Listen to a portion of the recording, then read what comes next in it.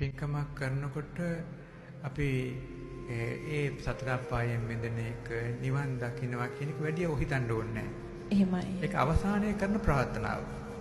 පින්කමේදී අපි හිතන්න ඕනේ දැන් අපි මේ පින්කම මට කුසල හිතින් අලෝභ, අදෝස, අමෝහිත වෙලෙ. ඒතර කුසල හිත කියලා කිව්වහම ලෝභය නැහැ, දේශය නැහැ, මෝහය නැහැ, මෝඩකම නැහැ.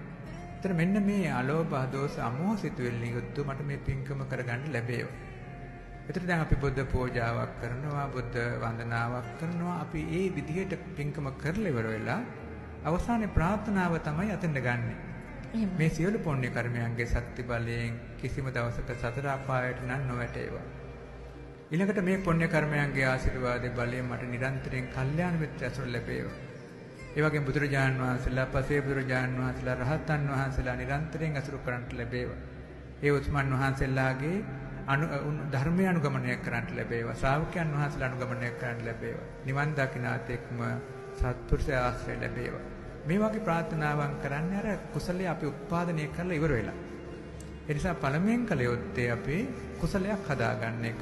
එහෙමයි සම්මාස. එතකොට පින්වත් නෝනා මහත්මයාට ඒ කුසලය කියන එක අපි තේරුම් කරගන්න ඕනේ. අපි කෙනෙක් හිතන්න පුළුවන් කුසලය කියන එක අපි චෛත්‍ය ගාවට ගියාම, බෝධිය ගාවට ගියාම ලොකු කුසල් හැදෙනවායි කියලා. හැදෙනවා තමයි. හැබැයි අපි හිත යොදන්න ඕනේ. ඒ කුසලය හදාගන්න හිත යොදා ගන්න ඕනේ.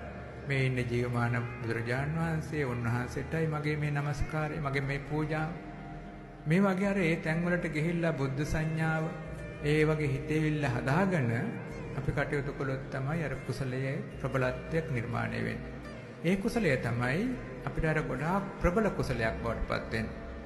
ඒ නිසා කුසලයේ අල්පානිසංස වෙන කුසලයක් තියෙනවා, ප්‍රබලානිසංස වෙන කුසලයක් තියෙනවා. මම පුංචි උදාහරණයකින් කියන්නම්. දැන් අපි හිතමු ස්වාමීන් වහන්සේ නම පිණ්ඩපාතේ වඩිනවා. වඩිනකොට අපි මොන හරි දෙයක් දැක්ක, දානයක් දැක්ක, දුවගෙන ගිහිල්ලා පාත්‍රයට දැම්මා. එහෙමයි. ඒතර පින්වත් නෝනා මහත්මයාට දීමේ කුසලයක් තියෙනවා. හැබැයි ආනිසංසය ගත්තොත් අපිට වස්තුව ලැබෙනවා. හැබැයි අනිත් දේවල් ලැබෙන්නේ නැහැ. එහෙමයි සම්මාස. ඒ වගේම අපි තව කෙනෙක් දකිනවා ස්වාමීන් වහන්සේ නම පිණ්ඩපාතේ වඩිනවා. මං මේ දේ ඉක්මනින් අරන් ගිහිල්ලා ස්වාමීන් වහන්සේට බොහොම ගරු කරලා, ඒ වගේ මේ දේ පූජා කරලා, නැවතත් ගරු කරලා ප්‍රාර්ථනාව කරනවා. මෙන්න අනේ ස්වාමීන් වහන්සේට පතන බෝධියකින් නිවන් දකින්න ලැබේවා. මටත් මේ දානමය පුණ්‍ය කර්මයන්ගේ හේතුවෙන් මාර්ගඵල නිවන් දකින්න ලැබේවා. අන්නේ කුසලය ගොඩාක් ඉහළ ආනිසංසයක් ලැබෙනවා, වස්තුවක් ලැබෙනවා, නුවණක් ලැබෙනවා, පින්කමේ ආනිසංසයක් ලැබෙනවා. අන්නේ වගේ අපේ මේ පින්කම අඩු ආනිසංස ගන්න පුළුවන්, වැඩි ආනිසංස ගන්න පුළුවන්. ඒ නිසා වැඩි ආනිසංස ගන්න පුළුවන් පින්කම් කරන්න නම් අපි මේ පූජා භූමියට එන තැන ඉඳන් ඒක පුළුවන් තරම් සකස් වෙනවා. විශේෂයෙන් ගෙදරින් පිට වෙනකොටම සකස් කරගන්නවා. අතන මග එනකොටත් බුදු ගුණයක් කර හිතා ගන්නවා. මෙතනින් ඇතුල් වෙනකොටත් බුදු ගුණයක් කර හිතා ගන්නවා. වැඳුම් පිදුම් කරලා යනකොටත් බුදු ගුණයක් කර හිතා ගන්නවා. ඔය අතීතයේ අපි අහලා තිනවනේ. පාදකේ වැලි කැටියෙත් පිහලා යන්නේ. ස්වාමිනාස. පාදකේ වැලි කැටියෙත් පිහලා යන්නේ. එහෙමයි. ඉතින් අතීතයේ අපි අහලා තියෙන තරම් කල්පනාවෙන් අනේ මෙතනදී මම බොහොම ගෞරවයෙන් මම පින් දහම් කළා.